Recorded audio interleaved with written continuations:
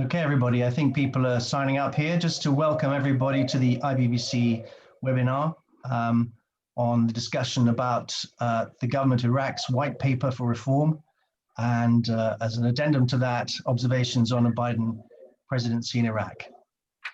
So we'll just start in any second now. Okay, so welcome everybody. I'd like to welcome you all. And I'm Ashley Goodall, I'm the chair for today. And just to take you through who our panel are, we have Shwan Aziz, who's a member of the IBBC Advisory Council, a member of Ammar Foundation, and former Chief of Staff to the Iraqi Deputy Prime Minister in 2010 to 2020, and various other jobs with UNDP as well. We have Dr. Frank Gunter, who's a professor of economics at Lehigh University in the US. He's a senior fellow, Foreign Policy Research Institute, Advisory Council member of the Iraq-Britain Business Council, and various other dignified positions as well. We have Hadeel Hassan, who is the owner of Hadeel Al Hassan, which is a leading Iraqi law firm in Baghdad, and she's also an executive member of IBBC. We finally have Hadi Al-Damiriji, who is an IBBC board member, executive board member of the MIT Sloan School of Management, founder Optune, and former deputy chairman of the Trinity Group. And last but not least, Lizzie Porter, who's a multi-award winning British journalist, senior correspondent for Iraq Oil Report. She's based in Erbil and Baghdad. So thank you all very much for coming today. I'd like to start off with inviting Shwan to talk. As you all know, the government of Iraq has published a paper, and this is, for reference, the first white paper that the government of Iraq has ever issued. So there's enormous positives about this, and set out an intent to improve and reform the country's economics and situation. So we're going to start with Shwan, who'll be talking more about what's in the paper and subjects around that. Thank you, Shwan. Well, thank you, Ashley, and welcome to all who have joined us. And I hope all of you have a good day. To start with, the white paper is an ambitious economic reform plan published by the government of Iraq. This reform plan aims to establish and maintain macroeconomic stability, foster private sector growth, and diversify the economy. In general, it offers the general direction for Iraq to overcome the range of financial and economic problems the country is facing. And these problems have resulted from multiple and successive shocks that the country witnessed during the last few decades. Now, the white paper is built around 5 main areas, or I call them thematic areas. Theme 1 aims to achieving sustainable financial stability, to slow down or stop the financial bleeding, and buy time to realize structural reforms. Under this area, or this theme, the government intends to enable the state to increase its revenue, rationalize expenditures, and better manage its finances.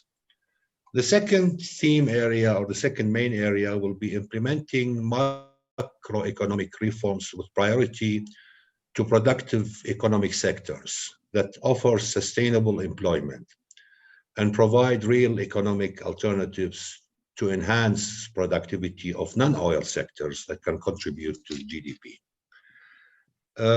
Under this main category, reforms will include modernizing the banking sector, which is an important can be an effective channel to provide financial support to the private sector, and activating 2 main sectors, agriculture and oil and gas, that are main drivers of the economy, and of course support private sector growth, restructuring state-owned enterprises, which is an issue that has been on the table since 2003 or 4, and of course enhancing the skills and capacities, technical capacities of the labor force. And this could be achieved through a systemized education and training programs. The third area will be improving basic infrastructures that can create suitable grounds to expand and diversify the economy and support other sectors in order to achieve competitiveness and diversity. Here, the GOI intends to target and develop electricity sector, telecommunication, transport, free zones, and industrial cities. The fourth area, or the fourth theme, will be providing basic key services to meet the immediate needs of the population and rationalize and direct social care, and priority given, of course, to the vulnerable, ensuring that they are protected during and after the reform processes. Here, the target will be key services in terms of water sector, both drinking and for agriculture purposes, sanitation, and social protection systems and retirement schemes. And of course, another important area, which is education, which is a human right, not only a service that the government can provide, but mainly around schooling and construction of schools. The fifth and last area is mainly to develop governance, legal, and administrative environments to enable the institutions and individuals working in these institutions to implement the reforms. Here, the focus will be to improve in general the performance and implementing capacities of the public sector, procurement and contracting processes, and enhancing in general the business process and improving the business process to be able to attract private sector businesses and investors. One more thing before I end is to mention a development that happened after publishing the white paper, which was the establishment of the Iraqi Economic Contact Group, Iecg. This happened during the Prime Minister's visit with his key ministers to Europe, to Germany, France, and this group was announced in London. It mainly consists of the G4 countries, the IMF, the World Bank, the European Bank for Reconstruction and Development that Iraq recently has joined or became a member of.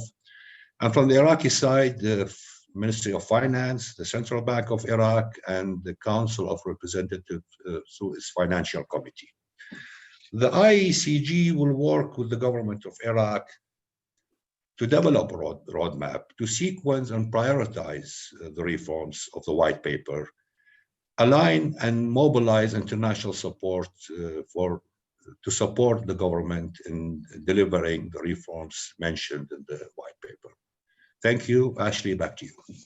Thank you very much. I think if we can go on to Dr. Frank Gunter now. I mean, obviously there's huge areas here we need to discuss about economic reforms, practical application, the white paper, political opportunities, etc. But I think, Frank, if you could go into your immediate outtakes, that'd be great. And then maybe as each person exposes their particular angle on it, we can then start to, after that, talk about solutions and how these might be implemented. So Dr. Frank, over to you, please. Excellent, and I greatly appreciate the invitation. I think the group in Iraq that has the most to gain from the success of the policies recommended in the white paper, or the most to lose if these policies are not executed, are the young people of Iraq. Every year, about 900,000 Iraqis become old enough to work. If you subtract out the jobs that are opened up because of retirement and deaths and the very low labor force participation rate among women, Iraq still needs about 370,000 new jobs every year. The white paper puts this on page 26, 370,000 new jobs every year just to keep the unemployment rate from increasing. Well, since 2005, it's been difficult for the government to create enough jobs. And since 2014, it's been impossible with the drop in oil prices. So the current situation among the young people is serious. There is no good data. But my estimate is that they're about 80% of the young men in Iraq are either unemployed or underemployed, either don't have a job Or if they have a job, the job doesn't use their education, doesn't use their skill set. The impact of this is beyond the economics. The Arab Youth Survey of 2020 just came out, and among Iraqi young, they're losing trust in the government. 90% support the protest. 76% believe the government is very corrupt. There is an interesting decline in religious beliefs. The number of young Iraqis that say that their religion is important to them has continued to drop and is now around 40%. Individual Iraqis seem to be taking on a lot of personal debt, which they're having trouble financing. And among the countries of the Middle East and Northern Africa, Iraq is one of the few countries where a majority of the young people want to immigrate. According to the survey, about 2/3, 66% of all the young people in Iraq want to leave the country. The two countries they want to go to is either the Emirates or the United States, are the top two countries on the list. So the challenge that the Iraqi government faces is that they can no longer act as the employer of first resort. They can no longer create enough government jobs to keep even the college graduates, much less the other young people of Iraq, employed. And some of the discussion has said this is a temporary problem, this is a 2020 problem, a 2021 problem. I don't think that's accurate. I think with low oil prices expected to last, I see earlier today ExxonMobil lowered their predictions of oil prices for the next decade. If I had to put money on it, I'd say we're looking at a decade of $50 a barrel oil or less for the decade. So they can no longer afford to be the employer of these young people. So to me, Schwan laid out the different themes or axes. To me, the most important one is the second one, the creation of sustainable employment, particularly Section 3, which talks about private sector. In the English version, this would be pages 55 to 59. This is, if executed, this will create a vibrant private sector and increase the employment opportunities without the government of Iraq having to increase spending. Prior to this white paper, I think the most accurate description of the government of Iraq's attitude towards the private sector was hostility. According to the World Bank's Ease of Doing Business survey, Iraq is 171st out of 190. It is one of the most hostile environments for private business in the world. Getting credit, one of the categories, it's the worst in the Middle East and Northern Africa. Resolving insolvency, it is tied for worst in the world. So the white paper provides 20 specific changes to simplify the process of starting a business, to reduce the regulatory hostility, to provide opportunities for finance, to make it easier to successfully run a private business. One of the criticisms that has been made that I think is invalid is that, sure, you can reduce the hostility towards private business, but that's going to mean we're going to have to wait a decade or two before the private sector jobs will be created in sufficient numbers to reduce the unemployed young men and young women, or reduce the quantity of unemployed young men and young women. I think this is inaccurate. About 20%, my estimate, about 20% of Iraq's labor force is currently employed in the underground, in the informal economy. They're in the informal economy to hide from the government. And being in the informal economy, being in the underground economy is incredibly inefficient. It is very inefficient. If the detailed white paper plan is followed in this third theme of rationalizing business regulations, then we're not going to have to wait decades for gradually small firms to be formed. I think what you're going to see is a large number of these underground informal firms move into the formal economy, increased efficiency, and hopefully increased employment. Ashley, I've talked enough, but if I could just end with one point. I think that if you're looking for a good understanding of description and analysis and policy recommendations for Iraq right now, I think there are really three sources you could go to. First of all, this paper, the government of Iraq's October, it came out in October, white paper, excellent, the good place to begin. The second would be the World Bank came out earlier this month, earlier in November, with their Iraq Economic Monitor. And it's interesting that where the World Bank discusses the white paper, the GOI white paper, their analysis is generally favorable. And third and finally, I'd recommend the IBBC report of May. It's not very long, but it provides a very good discussion of the issues and the challenges and the possible policies. Thank you. Thank you very much, Frank. That's really interesting. And we had a tech call last week with the World Bank, amongst others. And one of the impediments was that people to register a business costs them $36,500. So let's hope that that impediment goes away and your informal economy starts to creep into the mainstream. Thank you very much. If I could go now to Hadi Al-Damajri now. Hadi, I believe you're going to look at the economy and give us some insights on that. Thank you. Yes, absolutely. What I'd like to say, first of all, is if you take the revenues from 2003 to the 30th of September 2019, you received $997 billion. Not from oil revenue, 99 billion of that was basically from non-oil revenue. Expenses were around 864 billion, and they had a surplus of 133 billion, of which 68 billion was in foreign reserves. According to the Ministry of Planning statistics, they say there's about 20% below the poverty line. And I totally agree with Frank. We have issues with poverty and we have issues with unemployment. I would say that's really basically quite conservative. It's more likely to be reaching 40%. You have a lost generation of youngsters, and effectively you ended up with a failed state as a result of these policies. You have around between 3.2 million to over 4 million people who are employed by the state.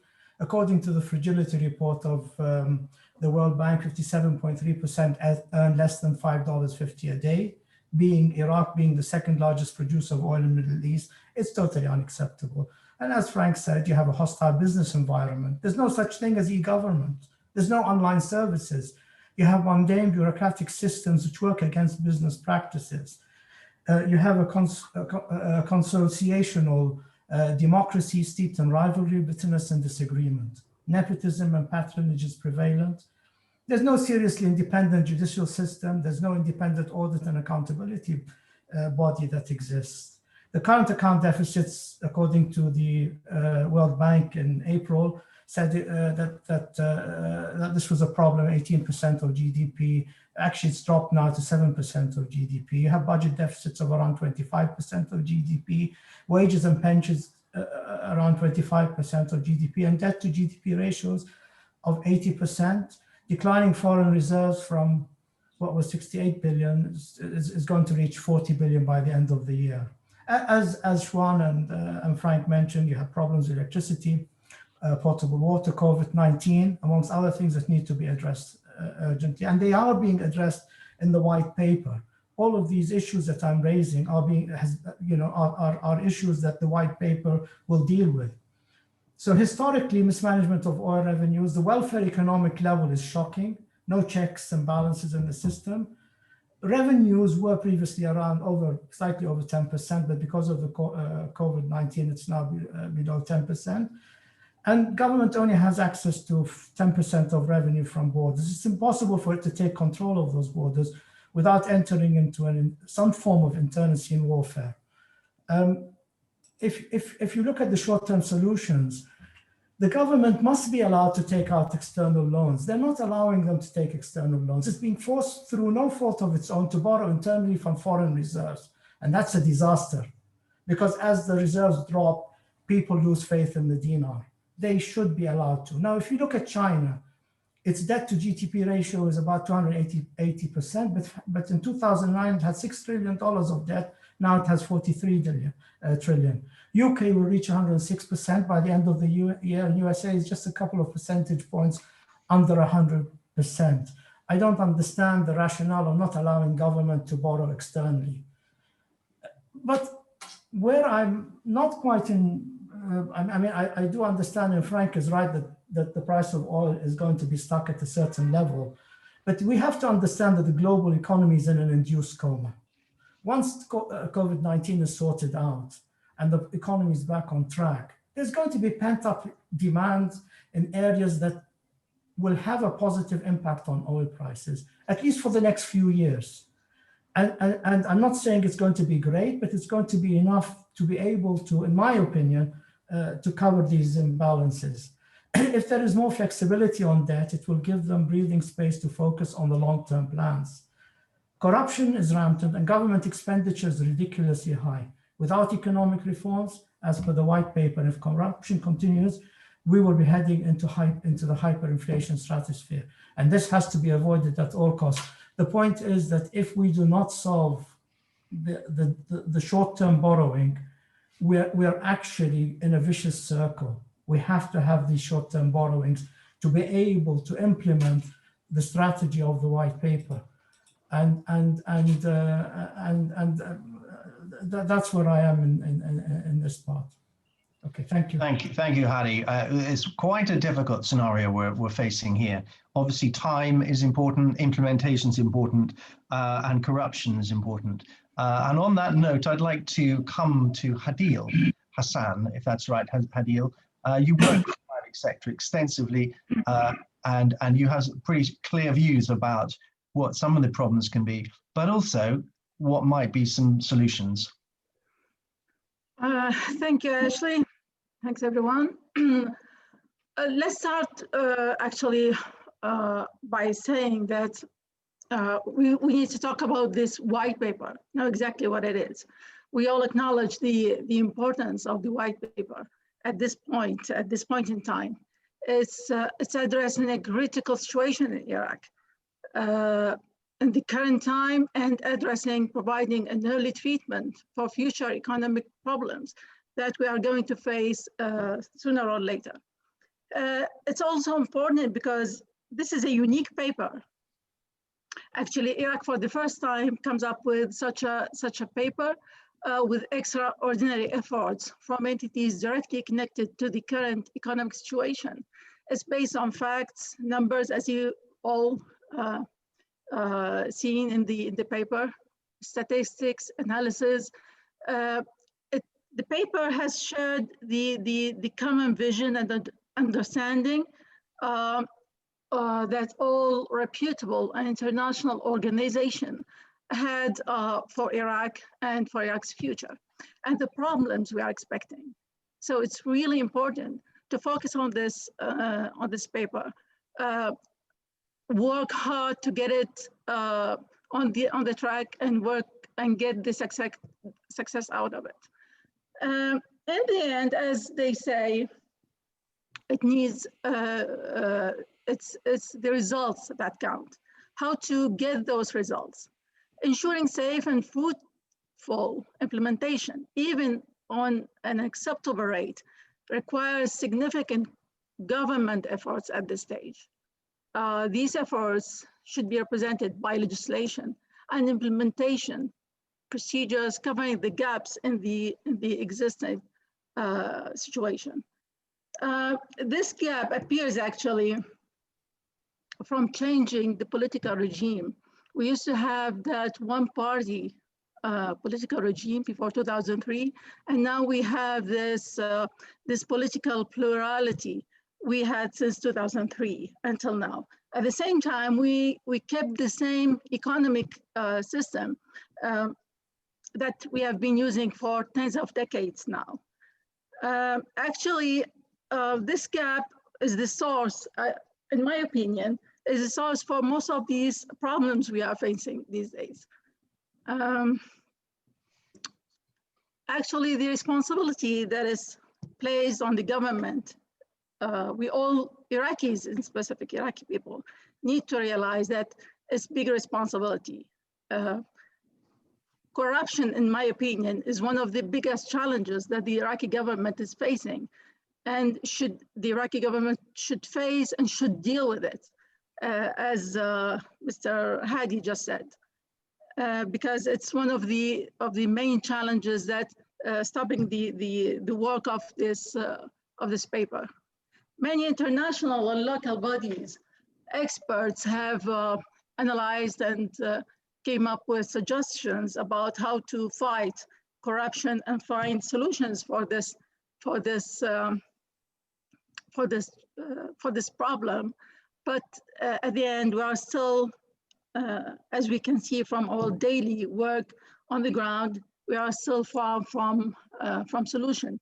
The government needs to take effective steps towards finding solutions and put them on the ground on the implementation table.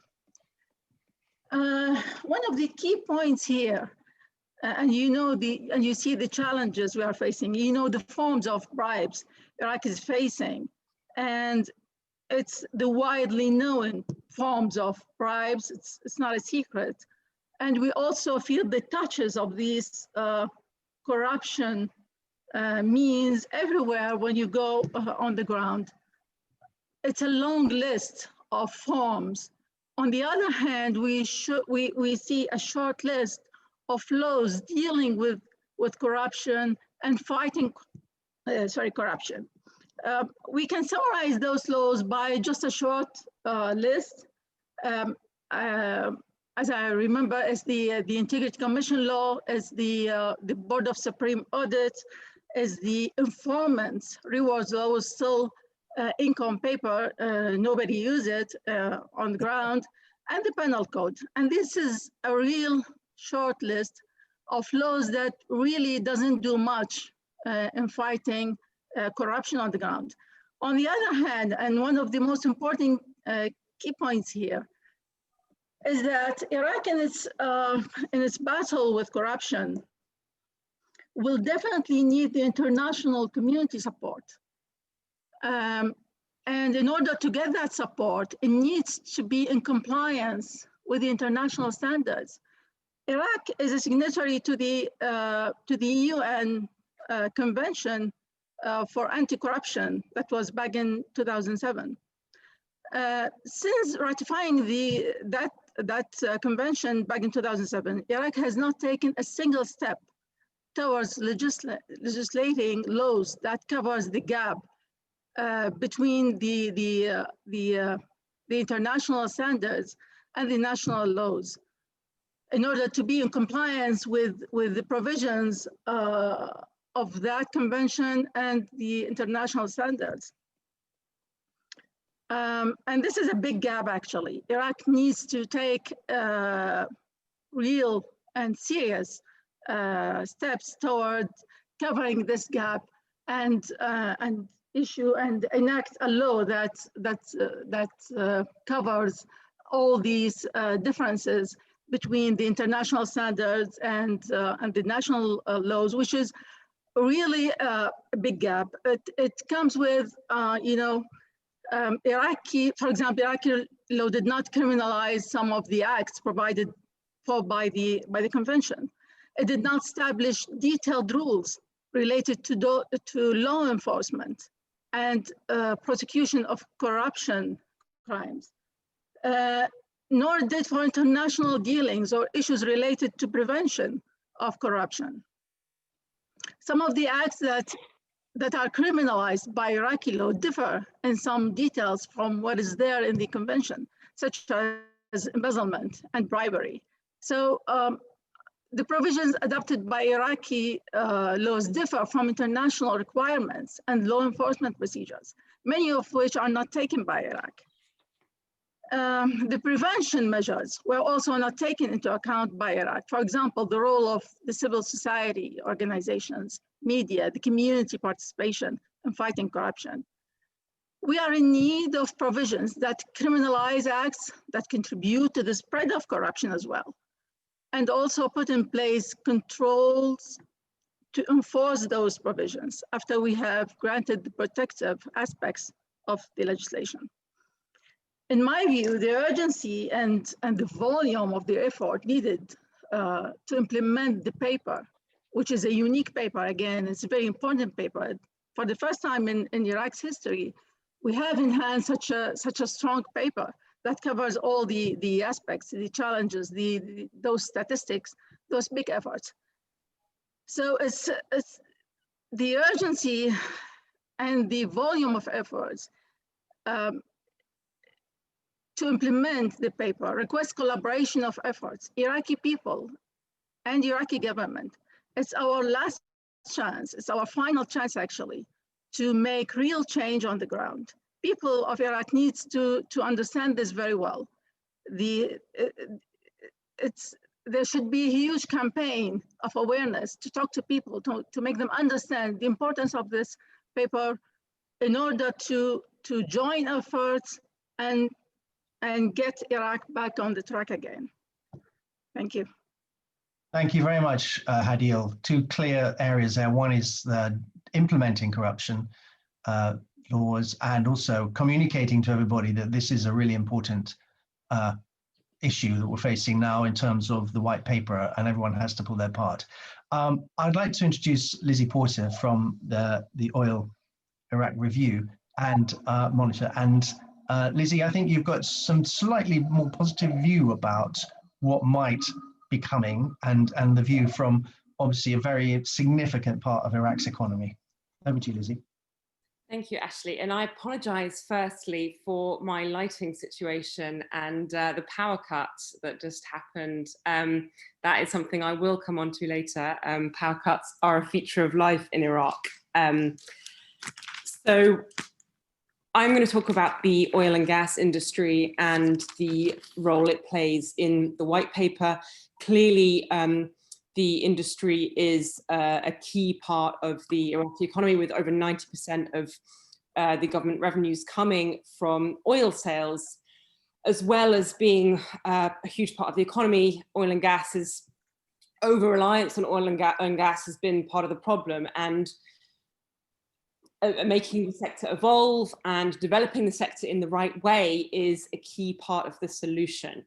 I'm going to talk particularly about gas, which is, and development of the gas sector is one of the main thrusts of these suggestions that are put forward in the second part of the white paper. So in this time of really, really deep economic crisis in Iraq, where Iraq cannot just pump more barrels of oil, it cannot just pump more, it cannot export more because of OPEC plus quota restrictions, because of the time it takes to increase production in some circumstances. Iraq needs to squeeze more value out of existing products in every barrel that it gets. And one real big red light and big red buzzer in that is gas, is natural gas. The gas which is created or produced during oil production. When you produce crude, you get gas as a byproduct. And Iraq is currently flaring enormous amounts of that gas. I mean, one estimate puts it at $2.5 billion annually that Iraq is losing from flaring the gas, which for those who maybe don't know the technical parts of the oil and gas industry, these are big towers that you see next to oil fields and around oil infrastructure with burning, and that's literally just burning off the gas that is produced. It's bad for the environment, it's very wasteful, it's kind of essentially burning money. And this product that Iraq could use to power plants and mean we have fewer power cuts, and as a source of revenue. So there are several big projects, but they haven't been developed and they haven't moved forward as quickly as they might have done for various reasons. One problem is that there isn't incentive in the technical service contracts to necessarily, that they govern the relationship between the state and IOCs to necessarily use as effectively or as efficiently as possible that gas. There isn't also political consensus on stopping gas imports from Iran, which Iraq currently relies on to produce electricity. So there are some projects that are going on at the moment. There is the Basra Gas Company, which is a joint venture between Royal Dutch Shell, Mitsubishi, and the South Gas Company, which is state-owned.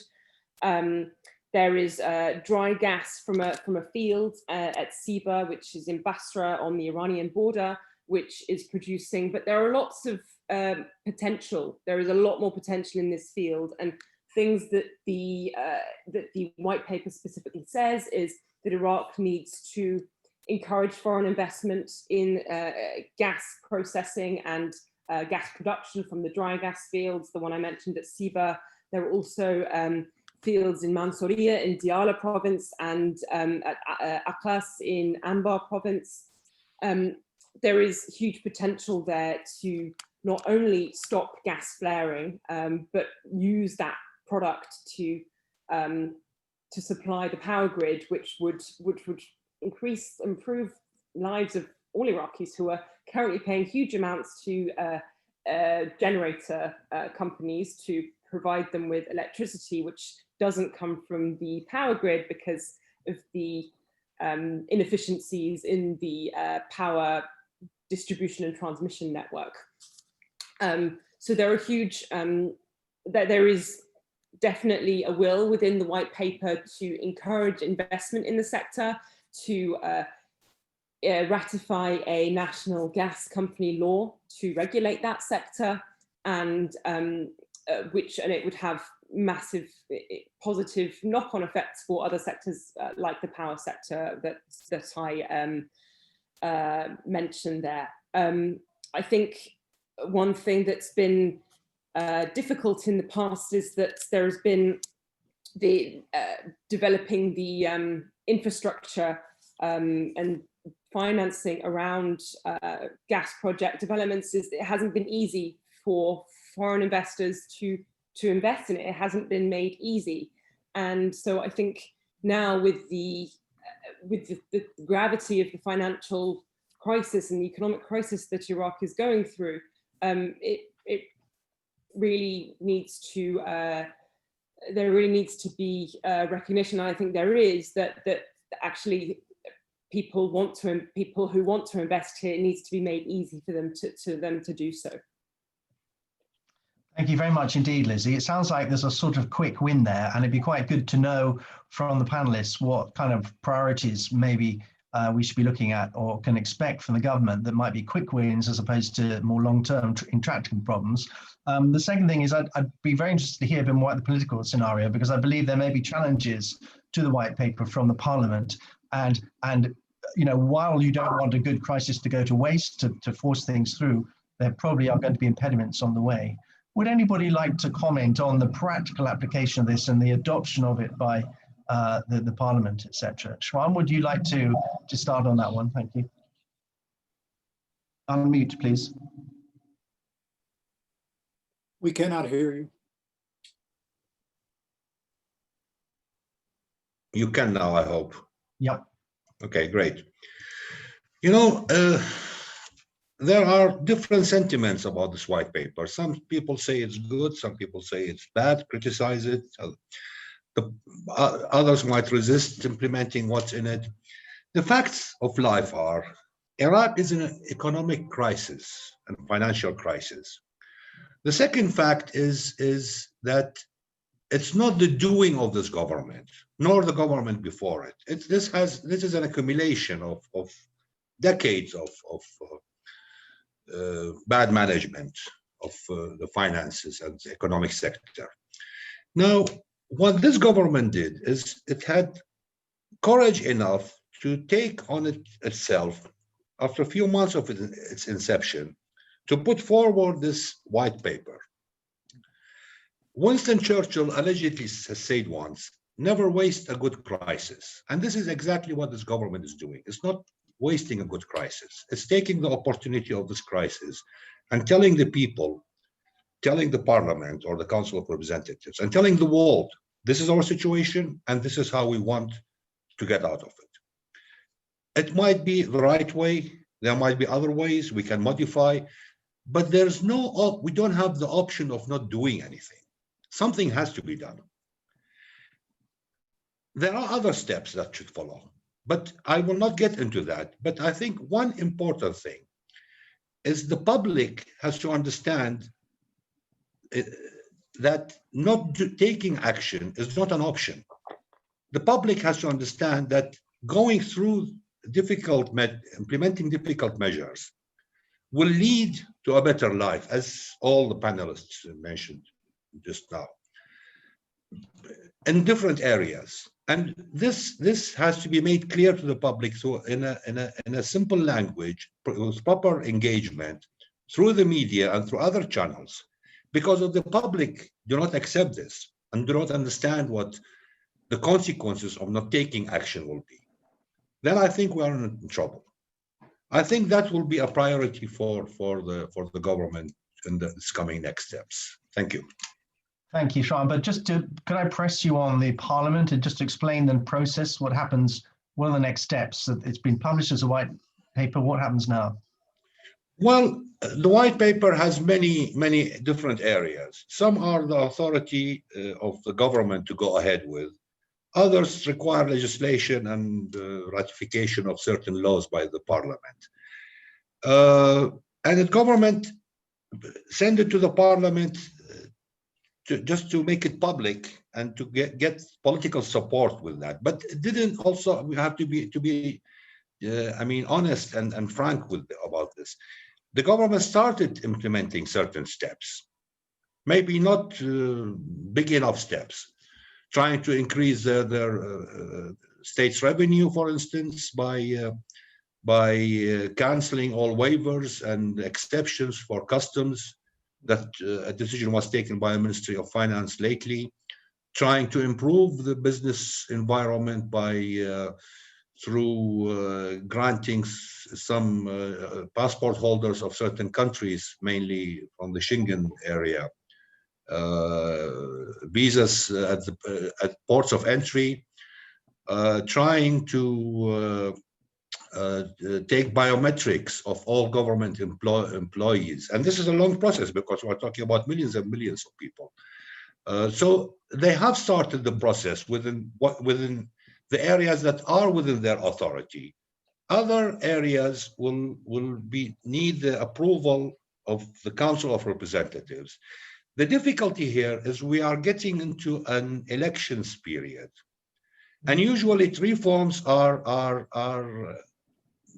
another word for reforms, economic reforms, are austerity measures. And it's difficult for politicians to approve austerity measures when they are heading to elections. And that's why I say it's important to talk to the public, to be honest and frank with the public and tell them this is what we are up to. This is what we have to do, and not doing it is not an option. Thank you. Thank you, Sean. Would anyone else like to comment on this? Frank? Sorry, yep, sorry. I see Hadil. Sorry, Hadil. Okay. Okay. I think the government is now having a very good chance to make real change on the ground. It should seize this opportunity that it's getting all the support from the international community, from the World Bank, from the old international agencies and organizations to create and establish this change. There are kind of measures, simple measures that it can take to put an end to big problems facing and dragging the country to a disaster, to a real disaster. Such as? For example, there are simple things that you may see when dealing with, because you know, most of our work is on the ground dealing with the government bodies, with international companies working in Iraq, with Iraqi society. So we understand those, we see those difficulties, and we understand the background behind them.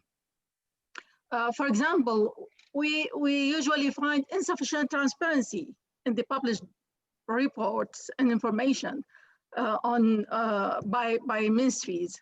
That's, of course, we understand, to pass illegal action, which leads to losing investors' confidence in the entity and the government that he usually deals with. Sometimes we find people, non-qualified people, appointed in holding positions by which they deal with significant economic and contractual files. Important sectors in the hands of non-qualified people. And we understand the background, what's behind the scene, what brought those people and secured their arrival to such positions. It's also when it comes with opening tenders and awarding government contracts, there's no transparency. And we all understand that it's not really clean, and the government needs to take real steps towards putting an end to this. For example, selecting or appointing international companies to take care of opening this process of opening tenders and qualifying companies. For example, also we see double standards, nepotism and patronage systems. We see for example, the tax authority chasing small businesses and small companies for taxes and turning its face on other giant companies earning millions and billions of dollars. There's this new concept in Iraq about finding the VIP partner when starting business in Iraq. And this is really, again, a big problem, because even when we go and requesting or inquire about the conditions for registering a vendor with one of those Iraqi ministries, people there provide us a long list of requirements, provide this and that, and then at the end, you take my advice, go and find the right person. The right person means that person with kind of the influential person that can provide protection to the project that you are trying to make. These are kind of or samples of the touches of corruption here and there. I think the government can take serious steps towards that. For example, it would be good to set specific criteria to restrict participation to public tenders to companies, because as you understand, corruption, for example, again, it takes two to tango, sometimes three again, because if there's no company to pay, you wouldn't find a public official to ask for something. So if you at least security from this side and set specific criteria to at least request companies from countries originally adopting strict anti-corruption rules, countries listed within the least corrupt countries, that would put a limit to corruption in Iraq. Also, in the agreements that the government usually is a party to, or the licenses granted by the government should emphasize punishments and penalties that will be imposed on those companies if the company is proven to be involved in acts of corruption. I know it's there in the laws, but it's important to emphasize these in these contracts and licenses. The automation of the state agencies is very important. This will help bypass the manual processes that the public officials often exploit for practicing corruption modalities. The government should take seriously prosecute the perpetrators of corruption and implement those sentences against them. Should take it seriously because we always hear of stories of such people running away with no government chasing them. And the most important, as I just mentioned a while ago, it's very important to enact a law, a new law that should include the internationally adopted standards in fighting corruption. Thank you, Hadil. Yeah. Thank you very much. So that's a really clear exposition on corruption. Frank, if I can move on to you, I think you had a couple of points to make as well. Well, I'd like to follow up on something Hadil said. Especially the young people, the attitude is that if the government says something, they're lying. And so how do you break through that barrier? And I think what is needed is extreme transparency. That we talk e-governance, but every contract and who's on both sides of that contract and how much was paid and what should all be publicized in real time. If you're going to build trust, it's going to be very, very difficult, and extreme transparency is what is needed. As far as what was said about corruption, we have many experiences around the world with what works, many examples of failure, a few examples of success in sharp reductions of corruption. It is if you give speeches and you put up banners and you arrest a few people, it's going to have no impact on corruption. It is needed to have a multifaceted strategy, and one part of it is to rationalize the business regulations. If it's going to take me 160 days to get permission to build a warehouse, then that provides a very strong incentive for me to put some $100 US bills into an envelope. But if that can be reduced to only 30 days, then either I'm not going to pay the bribe or I'm going to be paying a smaller bribe. So one of the necessary components of an anti-corruption strategy, a successful one, is to transparency and rationalize the business regulation. Thank you. Thank you. Now we have a question here from Christoph Mitchells, who says, does the panel agree that Iraq fundamentally has a political rather than economic problem? And if so, is the current political system able to implement significant change? And if not, is it doomed to collapse? So it's a political question there. I don't know whether Hadi wants to say something, or Lizzie, your hand went up. Thank you. Thank you for the question. And I'm obviously only one person answering this, so I'm sure there's many, many different views on this. I think one of the things that the white paper tries to show is the size of the problem, and is trying to, and it does that, it spends half the paper sort of laying out where Iraq is. And one of those things is the size of the public sector, how enormous it is. Iraq, the government is 70% of government expenditures go on paying government workers. That's an enormous amount. Spending on government sector workers has increased multiple times since 2003 because people keep getting added to the public sector. And one of those things is there is a belief among some people that the government, I deserve a government job. The government needs to give me a job. A government job is a rite of passage. And Iraqi friends say to me, you know, people turn down private sector jobs that will pay them 3 times as much because they believe that a government sector job is much more stable, is going to give me a retirement pension, is going to pay me well, is going to be secure and stable, and I know what I'm getting myself into forever. Even if it's much worse off, maybe a third of the pay. It's people are reluctant in some senses to go into the private sector, partly because there isn't much of a private sector to go into. And political parties for a long time have used job offers as a way of dampening social unrest and disquiet and public anger. Will offer, 100,000 extra jobs, and that's actually one of the problems that the current government is facing, that they are still absorbing previous promises to put people on the payroll. So yes, I think that there is definitely a very large political element in that. Over a long period of time, you've had the public sector grow to just unsustainable levels where, even with the oil price projected at 50, I think the white paper says it's going to be $50 a barrel, something for 2021.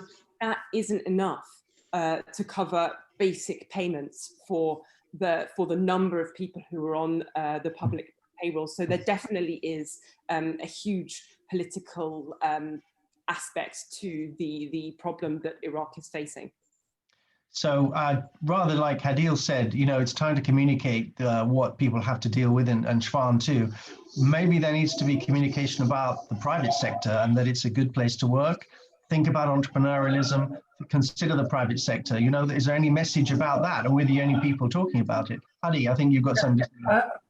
I really believe that the problem in Iraq is a lack of management in the private sector. People sort of set up businesses based on who they know, and they go into practices by following certain individuals, high-level individuals, and they travel out there and they spend their time with them and they wine and dine them and try to reach a solution. In reality, there isn't any true entrepreneur who's willing to go in based on their ideas. In other words, how can I be creative to develop something? And as a result of that, the young don't want to work with them because they don't have continuity in earnings. It's only a one-off way of making money. Nobody wants to do that. And that goes back to culture. You know, we really have to stop this thing of getting intermediaries involved in trying to get projects. We really need to focus on businesses. I have an idea, for example, be it as simple as selling cakes, or I want to set up a jam factory, I want to do something else. I don't think you're going to get anybody in, any of the private people coming in until you really have radical political solutions. If there are no solutions, you're not going to receive any foreign direct investment. People are not going to go in. If they need to have contacts to be able to go into business, they're going to say, if I need these relationships to develop a business, I'm going to have 10 more relationships to be able to get out of my business. We really need to think seriously about how to move forward, how to encourage entrepreneurs to build in Iraq. And it goes back to e-commerce, it goes back to e-government. If you want to go to any institution, government institution, you have to stand in line, you have to do this. They tell you, sometimes it takes 1 to 2 years to get things done. Whereas in places, even as in Jordan, it's done automatically on the internet. In the States, you can buy and sell a house. In the UK, you can buy and sell a house online. You can't do that in Iraq. It is so difficult, it's so tedious that people won't do it. But it still goes back to the fact that we need radical political solutions. I just want to mention one simple thing. I know I'm diversing, I'm going to another area, but in the case of China, everybody thinks China did exceptionally well because of Deng Xiaoping and they really took off. It wasn't until, and he's known as the economic guru of China. His name was Zhu Rongzhai. He went up to Jiang Zemin and said to him, I can't solve these economic problems because we're going after second-tier people. We're going after second-tier people. I need to go after the people in the Communist Party. You give me the blessing to go after them, then I can take action. And he actually got the blessing from Jiang Zemin. That's the beginning of the growth spurt in China, along with a few other things that they did. So we need to seriously think about how to move forward. You're not going to get entrepreneurs into Iraq, or you're not going to get businesses to come into Iraq. On the contrary, like the young generation, they all want to leave. They all want to get out and leave. And that's where we are today in Iraq. There needs to be a completely radical solution. And I don't know if we can do that, frankly, because unlike China, paramount leader, they had their own military and their own base. We don't even know how effective we can be in resolving these issues. I'm sorry I have to say this, but there's a lot of uncertainty there. It's a question of leadership partly, isn't it? Who would be the person to do this? Is the current Prime Minister. Also, could there be a sort of big bang like we had in the UK to deregulate? I mean, does the white paper allow for any radical changes in it? Can I just say one thing? I mean, when you talk about the big bang in the UK, you had a normal economy. Okay, the union was strong, etc. But you had a normal economy. Not sure. 40% of people below the poverty line. You have to change the culture, as Frank and everyone else said. People don't want to work in the private sector. They don't want to work. They don't trust the private sector. You need so who's going to lead that? Who's going to change that? Change that. You need to change Who's that. the change maker? Yeah. Okay. I have another question. Oh, Shwan, sorry, yes? Yes, just on that. I mean, you mentioned the private sector, and we have to change the culture of people to work in the private sector. But to do that, in order to do that, we need to change the work environment within the private sector. I mean, first we need to create a private sector that can absorb the workforce. But then also people that go and work with the private sector have to have rights and have to know what their rights are. Something equal or similar to those who work in the public sector. And then and only then the mindset can change. Because the public sector offers better retirement, better work conditions, many other things, while the Iraqi private sector doesn't do that. So unless the work arrangement, the work environment in general improves, and that there is a private sector that can absorb all these millions of unemployed people, what are we talking about? Thank you. Okay, I think we have had an hour on this. Would anybody like to just summarize briefly their sense of the white paper, where we've got to, and their outtakes from this? And then we'll go on to talk about President-elect Biden and the impact that may have on Iraq in general. So perhaps, Frank, would you like to just summarize a few thoughts on the white paper? Yeah, yes, thank you. You know, my personal evaluation, not speaking for anyone else, is that it is an accurate description of the problem. The analysis is at a very high level. And I think the policies that are recommended are what is needed. What it comes down to, as we just discussed, is the politics. Is the COR, the Council of Representatives, the leadership of Iraq, especially with an election coming up, are they willing to spend the political capital necessary to actually execute these policies? And that is something that I cannot speak to. I'm not familiar with. But it is, if executed, I think this is going to go a long way to solve some of the long run, short run, and the long run problems facing the Iraqi economy. I had another point I was going to make, but Lizzie made the point and she made it better than I did. So thank you. Okay, Hadi, would you like to just say a final? I just want to say very quickly, if you want to measure success in Iraq, it's by creating value for future generations. You need to train groups to be strong managers with specialized knowledges in industry and agriculture. You need to have continuous technology catch-up. In other words, you need to really update the technology in these state organizations. You need to have focused education, infrastructure, and law, as is mentioned in the white paper. Regulatory bodies related to accountability, taxation, central bank, capital markets, as mentioned in the paper, to act independently from government, that all have to be harmonized. Developing wealth from oil is not considered part of the success of a nation. That already belongs to the people. Build up industrial, agricultural, manufacturing bases. Impose tariffs to protect these manufacturing bodies. How can you impose tariffs if you don't control the borders? When know-how and process innovation is at par with neighboring countries, then remove the tariffs and allow free trade. But until that happens, until you go back, we still go back to political solutions. If we don't have the political will, and it's not the government, it's really basically the political will from Parliament, the committee of Parliament, agreeing with them and trying to stamp out corruption. And frankly, I'm very pessimistic about that topic. Thank you very much. Hadil, would you like to say something finally? Well, yes, I think, again, I highly appreciate the efforts behind preparing this unique and important paper.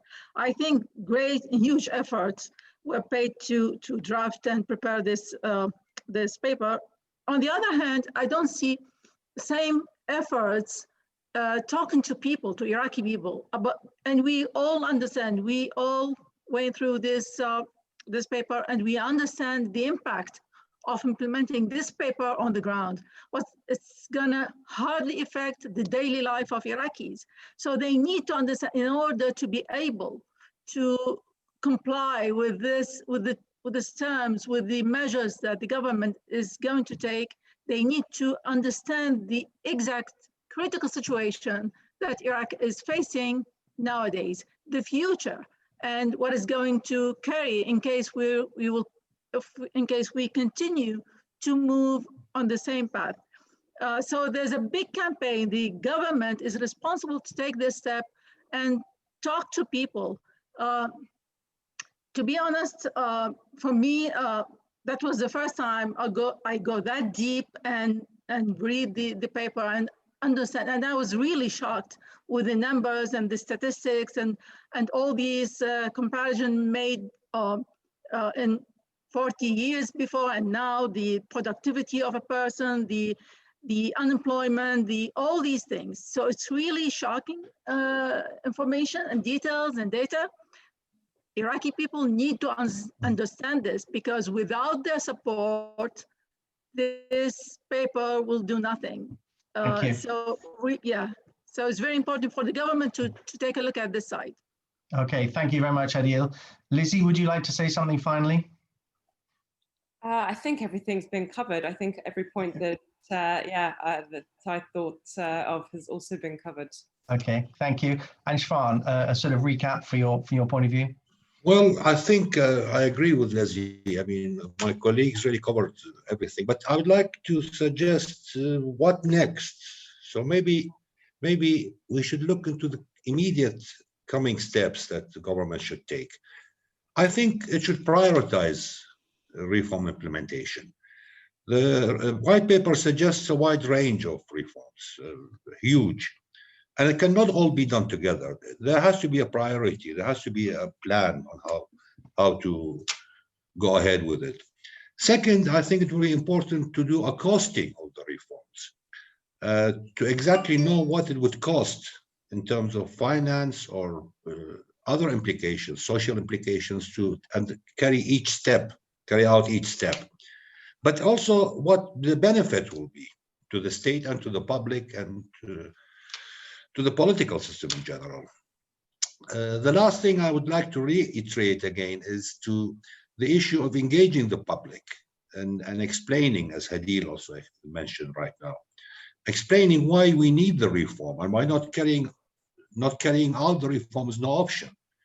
The state is in a crisis, and this cannot continue. Hadi pointed out correctly, and so did Leslie, that oil prices will not improve for many reasons, or not improve considerably. So we should kind of try to find alternatives, diversify the economy. To be able to do that, we need to create the private sector and to be able to attract investors. So it's a kind of a build-up story, and this has to be explained to the public in very clear and honest terms. Thank you. Can I just Yes. I really believe that we need to address all those people who are below the poverty line, the ones that are beyond health. What can we do to help them? It's mentioned in the white paper, and this is something that really is not only relevant to Iraq. It's actually everywhere, and everyone's concerned about that. There are people there in dire straits who are eating from the waste paper bins or from the waste, and they're actually drinking polluted water. What can we do to help them? And these are things that not just the government has to deal with. I mean, these are also we as citizens have a social responsibility towards, and we just cannot ignore them. And I totally agree with Shwan and actually with everyone. Shwan and Frank were mentioning it. What do we do? What do we do with the people who are basically laid off from these companies? Okay, you put them into construction. I think we need to prioritize that and really understand what's the best way to do it. There are some solutions, but it's a long-term effect. You take one or two state enterprises and you start working on them, especially the ones that are fairly successful. And those that are not there, you try to find jobs that satisfy them. But we must talk to them as human beings and not as numbers. We really have to understand what they actually want. What do they need? It's not their fault that productivity is low. The productivity is low is because of the environment. These people get their salaries to pay for their kids' education, for their parents. They have to support many people. And as Shwan said, we need to look at them not as numbers. We need to look at them more as individuals and how we can help them. And I think Frank alluded to that as well. I think these are the crucial issues as well. Thank you, Hadi. Thank you, everybody, on this. And I know there have been people putting questions or comments up, but we can't unfortunately accommodate them all. But we're just going to go on now to talk about something slightly different, which I'd like to start with Frank, if I may, to explain what his understanding is of the effects that the new President-elect Biden might have on Iraq and the region, if that's okay, Frank. Thank you. Yes, thank you. You know, looking the last 3 days at the appointments that the Biden-Harris administration is making to some key positions, I think it's fair to say that we're probably looking at the Obama administration's third term. That a lot of the faces that held significant positions in between 2008 and 2016 are now being appointed to significant positions under the Biden-Harris administration. I was in Iraq for a year in 2008, 2009, right after President Obama took over the presidency. And one of the challenges that the U.S. Embassy was talking about then was holding Maliki to his commitments. He had made very detailed public commitments to the sons of Anbar that they would be provided with not just government jobs, they'd be provided with government security jobs, either in defense or interior. This was part of the bargain that was made with the sons of Anbar when they agreed to fight with the Americans and with the government of Iraq against al-Qaeda. As everybody knows, Maliki broke those promises. And we were hoping that the new administration would put pressure on Maliki to carry out his public promises to provide the jobs for the sons of Anbar. I was never sitting at the table. I was always at one of the folding chairs against the wall. But if the pressure was put, it was insufficient. And I believe that that's one of the several causes of the rise of ISIS, is that the Sunni population, first of all, the promises were broken in 2008, 2009, and Iraqi, after winning the election, was unable to run the government. Something else, one last point about the Biden administration is they seem to be focusing on Iran. And Iran, as you know, is an economic collapse, but specifically their currency has depreciated by a huge amount. And this has led to large-scale dollar smuggling, US dollar smuggling from Iraq into Iran. It would be interesting to see that if the Biden administration reaches out to Iran, if the Iranian economy stops collapsing, politically would be one thing that I'm not able to speak about, but economically, it probably will have a favorable effect on the Iraqi economy. Thank you. Thank you very much. Lizzie, I think you have some views. In fact, you've written about it, particularly from an oral perspective. Yeah, so I think the main thing to think about is that from the position inside Iraq, people see that the US government is going to, for want of a better term, screw up Iraq, whoever's in the White House. There is such little faith here among wide percentages of the population in America's aims and goals and role in Iraq, that they, you know, whether it's Trump, whether it's Biden, whether it's someone else, you know, whoever's in charge, America's goals in Iraq are not necessarily good. And this is not just among people who are, you know, virulently, you know, anti-American. It's, again, it's among lots of people.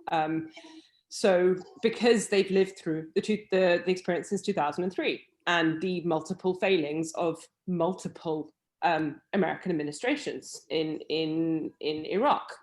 So there is very, very little faith. They also recognize that Iraq is not the priority for Biden. You know, there are other countries, other conflicts going on.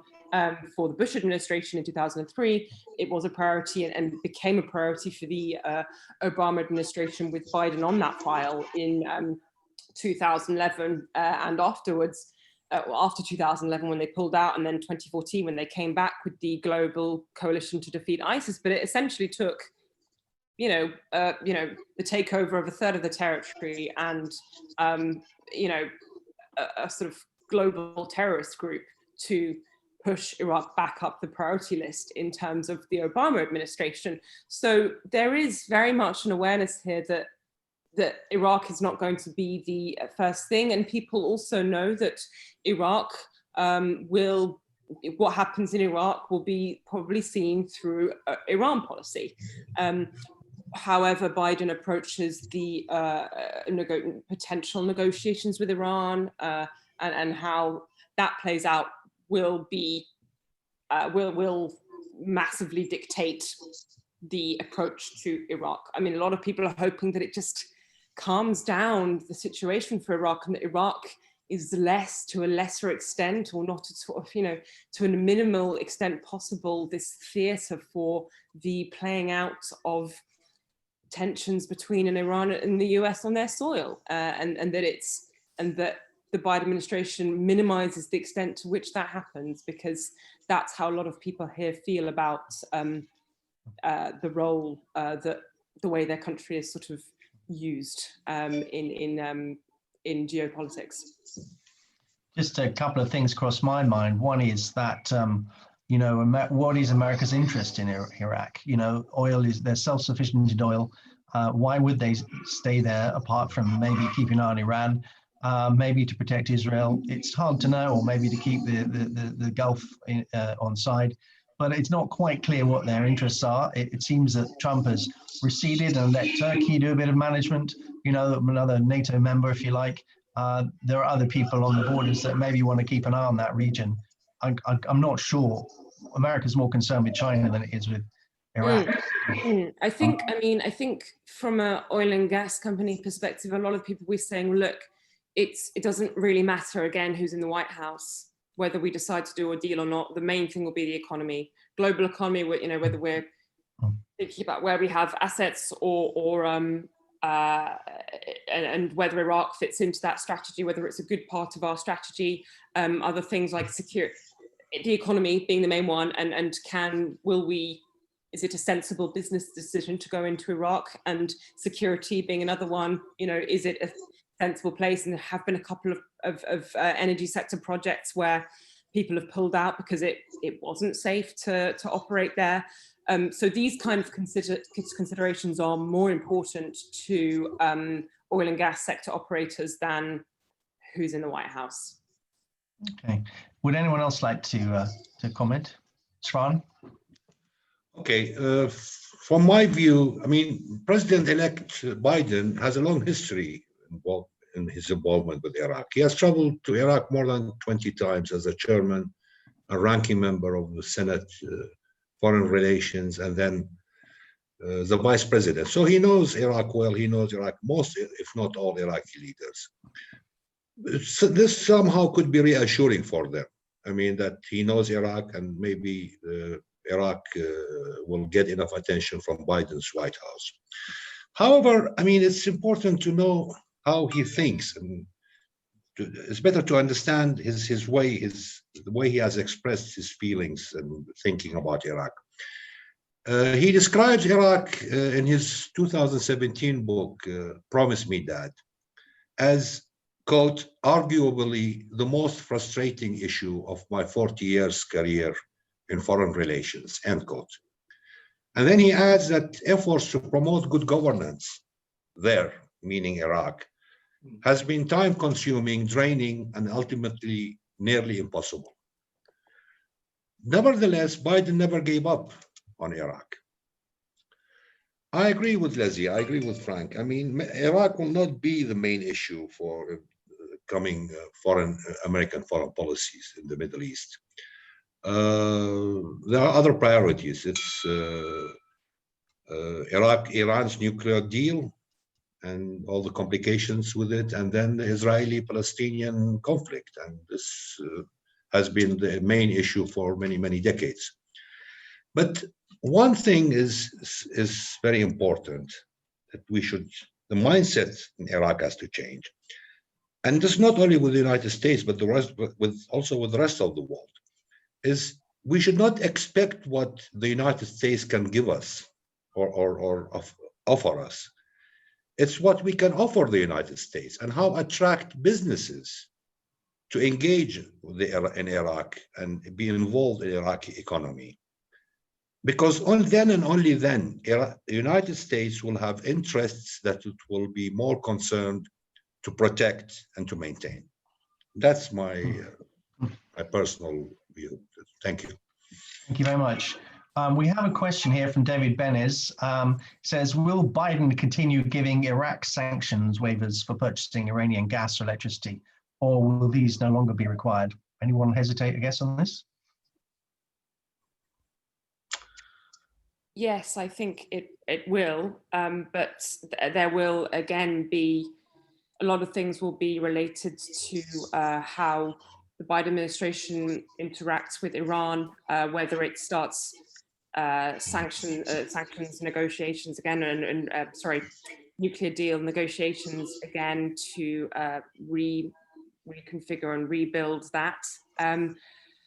And I think there will continue to be pressure from the US to find other sources, so like using internal gas supplies rather than flaring it, to wean Iraq off of Iranian gas and electricity imports. So I think, I mean, this doesn't take place immediately because of the time it takes to build and bring gas processing plants online. So that doesn't happen immediately, but there will continue to be pressure on Iraq to use its gas rather than bringing in from Iran, and therefore needing sanctions waivers to do so. It will also, like I say, it will also depend on whether what the sanctions on Iran are. But I don't think Biden is going to take them off straight away. I think they will probably continue to be in place for leverage during negotiations with Iran. So I can't see Biden suddenly lifting every single sanction that's been placed on Iran, and therefore Iraq will still need sanctions waivers in order to import gas and electricity from Iran. Thank you. I think probably, unless anyone's got anything else to add, we may have exhausted that subject until he actually gets in the White House. Hadil, did you want to mention anything on this front, or are you quite happy for us to begin to draw a close? I'm fine, thank you. Okay, thank you. Frank, have you finished? Yeah, a topic that hasn't come up, and I know we're running out of time, but topic hasn't come up is the pressure on the dinar, as the international reserves of Iraq decrease, and we get the monthly reports, they keep going down, down, and down. Eventually, as Hadid mentioned, this is going to put pressure for a depreciation, a loss of value of the dinar. And just to be provocative, that might be a good thing. The dinar was deliberately appreciated, increased in value by almost 20%. It has made non-oil exports from Iraq uncompetitive.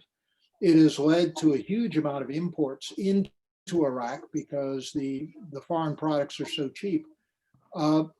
Maybe a possible reaction to the fiscal constraint is to devalue the dinar so that every US dollar of oil sales will buy more dinar, which will allow the payment of the salaries, the pensions, and the other infrastructure. So I'm wondering whether the dinar should be discussed as well. Thank you. Yeah, that's a very good point, Frank. My only concern about hyperinflation is that, I mean, look what happened to Lebanon as a specific example. There's the official rate, and then there's the banking rate, and then there's the transfer rate. And it's really basically almost 7-8 times difference in values. And my concern is that if you were in a strong position, I totally agree with you. When Sinad Shabibi was the head of the central bank, I asked him this question: why are you keeping the dinar at such a high level? It didn't make sense to me. And when you were in a strong position, you were able to reduce the rates. But now in this current position, I would be afraid of a run on the dinar, because if they see a fall in dinar, what will happen is you just don't know what the outcome is. You might not be able to control it. I totally agree with the philosophy of keeping the dinar lower, but when is the right time to move it? If you do it now, my questions to you, Frank. What do you think the outcome would be? Do you think it's going to collapse? Do you think it's just going to stabilize at a certain level? Personally, it's too much uncertainty from my side. There's a question here from David Benez again. He says the IMF has essentially given Baghdad the choice of either cutting public salaries or devaluing the Iraqi dinar. Which does the panel think more likely? Maybe Sean, you'd like to add that in as well. Yes, I read that question. I think it's a very good and important question. But honestly, the situation here is not either or. I mean, we cannot either cut the salaries, reduce the salaries, or devaluate the dinar. I think the solution, the best solution would be a combination of all these. Maybe try to cut the salaries not per individual salary, but try to incentivize those that would like to take long-term leaves or take less working hours. Devaluate the dinar maybe in a controlled way, but also protect the rights and protect those groups that have money in the banks, Iraqi dinars in the banks, or those contractors that have not been paid, who should be paid by Iraqi dinars for so many years back, since so many years back. So we should not reward them by being patient with the government and not claiming what they have to be paid by cutting down their payments. You know, we have to protect these groups of people. Control devaluation is, it seems, it's unavoidable. Incentives for public sector employees to take leave, long leaves, or less working hours. You know, so a combination of all these factors can increase revenue, can help the government to bypass this crisis, hopefully safely. Okay, so a little bit of flexibility there with the dinar could be handy. I think probably we're going to call this marathon to an end. I'd like to thank everybody for contributing. Hadil, Hassan, thank you so much for your contribution. Lizzie, Porter, thank you very much. Hadi, Al-Damaji, thank you very much indeed.